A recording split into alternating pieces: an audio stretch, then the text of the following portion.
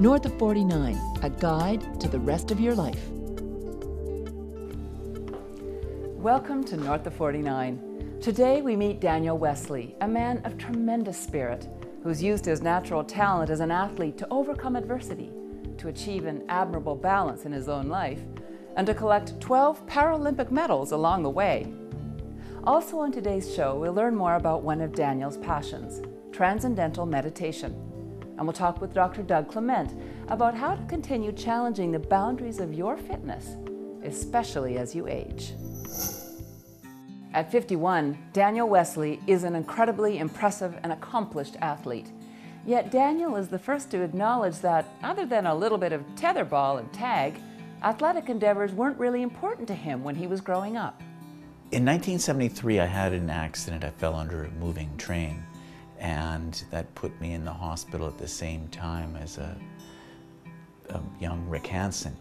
And him and I got involved in racing our wheelchairs down the hallways.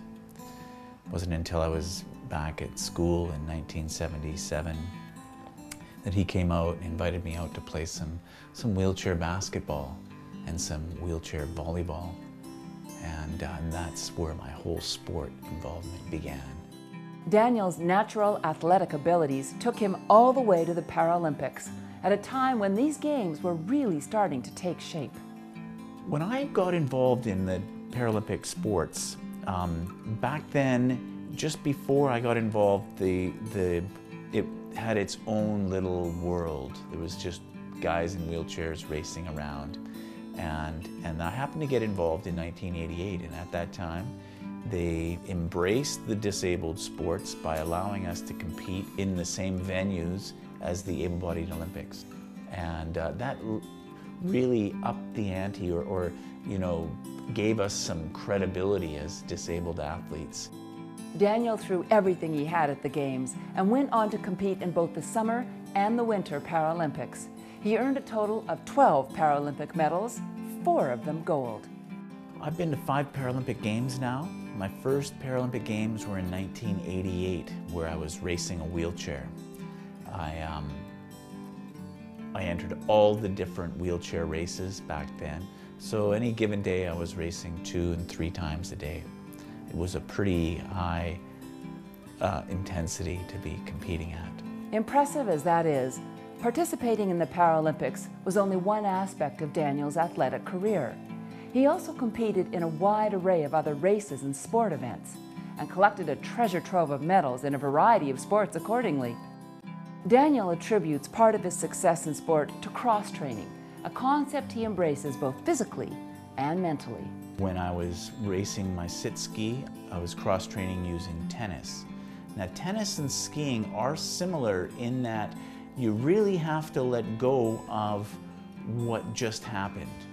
So if you hit the ball, you win the point, you have to say, forget it, let's just stay in this moment and get ready for the next point. One of the things that helps Daniel stay in the moment and keep his focus is transcendental meditation, which is a big part of his training regime.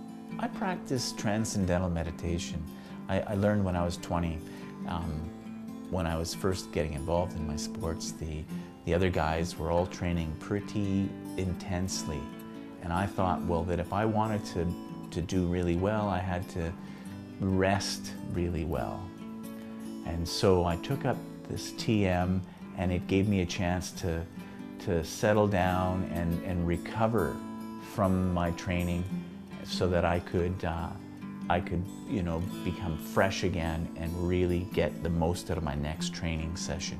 Although he no longer competes, Daniel remains a strong presence in the Paralympic community.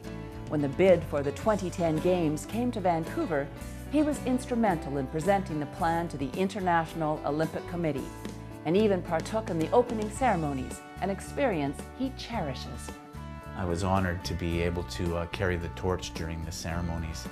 I received the flame from Betty and Rolly Fox and handed it on to Marnie Abbott. It takes a lot of work to bring the Paralympics to Vancouver, and it was a real joy. For Daniel, the combination of athletic pursuits, artistic endeavors, and a strong spiritual connection allows him to create and savor a wonderfully healthy balance in his life. As I've, gotten to this age, you know, I realized that, you know, what we have here as a human is you've got a physical existence, a mental ability, and a spiritual side. All three of these still need to be addressed and nurtured. These days, Daniel keeps fit by hand cycling and playing tennis. He continues to meditate, and he also has one more very special gold medal moment that he would like to realize. You know, if I've got any big plans coming up, it would be really nice to get married sometime soon. I've got a wonderful girlfriend, her name's Teresa, and you know, and that could be on the horizon too. Don't go away, we'll be right back. North of 49 is brought to you in part by PharmaSave.